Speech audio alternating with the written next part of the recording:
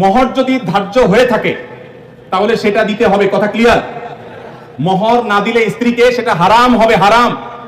আপনি পাওনাদারের পাওনা না দিলে যেরকম হারাম হয়, স্ত্রীর মোহর না দিলে সেটা গুনাহ হয়। হ্যাঁ, পাওনাদারের পাওনা যেরকম আপনি সময় নিয়ে তার কাছ থেকে 1 বছর 2 বছর পরেও দিতে পারেন, স্ত্রীর মোহরটা এরকম পরে দিলেও আদায় হয়ে যাবে।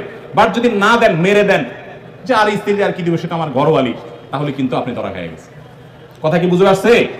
অনেক আমাদের দেশে মেয়েরা এত সহজ সরল, অনেক ছেলে আছে এমন বাটপারের বাটপার, বাসর রাতে বউরে বলে, দেখো এখন মোহর তো ধার্য করছে মুরব্বীরা 10 লাখ, আমি তো 20,000 টাকা বেতনে চাকরি করি, কোত্থেকে দিব এত টাকা? তবে আল্লাহ যদি বাঁচায় এই তো কয়দিন পর ইটালি চলে যাব, কত টাকা আসবে সবই তো তোমার। এইসব ফুসলানো কথা শুনে বেশিরভাগ সহজ সরল মেয়েরা বলে ফেলে, আরে কি বলেন মোহর, তোর আমার লাগবে না এসব কিছু, আমার কিছু লাগবে না, এই মাফ করে দিল আর কি, ধরাটা খাইল। এই জন্য সহজ সরল মেয়েদেরকে ধোকা দিবেন না।